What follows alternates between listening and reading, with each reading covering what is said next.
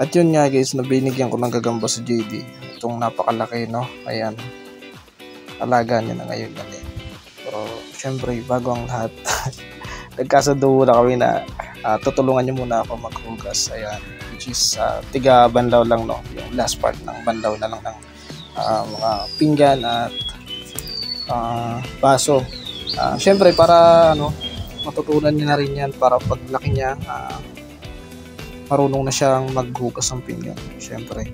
Ayan. At after nga niyan, pinagbigyan ko siya doon sa request niya kasi sabi niya pagka naghugas daw siya, ito, so gagawin ko nga siya ng laruan, no? Which is yung parang iniikot ba yan? Di ko alam kung ano saktong tawag dyan, no? So ito na nga yun.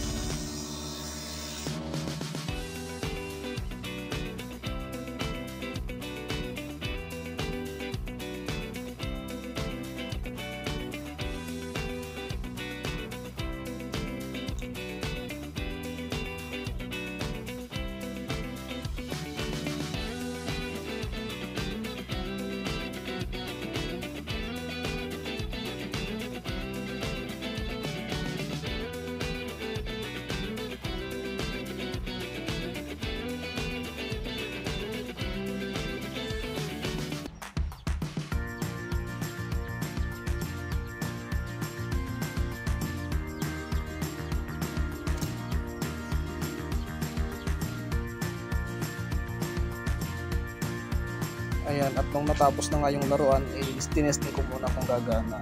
Ayan, at okay naman, no? Napagana ko naman siya, umiikot siya. Ayan, di ba? Tapos niyan ay kinalikot na namin yung gagamba na alaga niya, di ba? Ayun. Sinubukan muna ni JD. Ang problema, hindi niya mapaikot.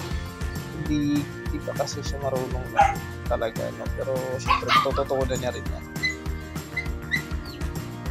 Itong part na to ay napakahalaga na kahit na hindi ko siya nabibilan ng laruan masyado, ay nagagawan ko ng paraan para magkaroon siya ng libangan na ayan, ganyan, diba? Ginagawan ko lang siya ng laruan, diba?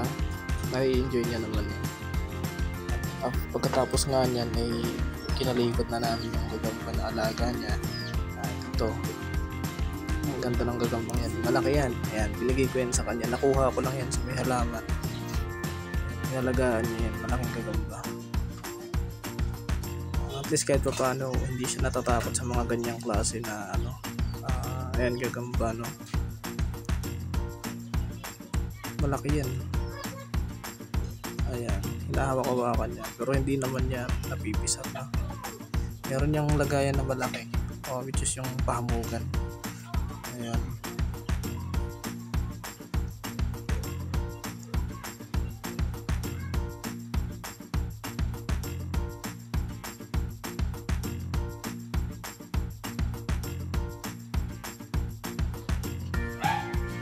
At yun nga, no, maraming salamat sa panonood. Abangan nyo yung spider hunting natin next week. Busy para kasi tayo ngayon at hindi pa tayo makalabas. Ito na lang muna ang video ngayong araw. Maraming salamat sa panonood. Babush!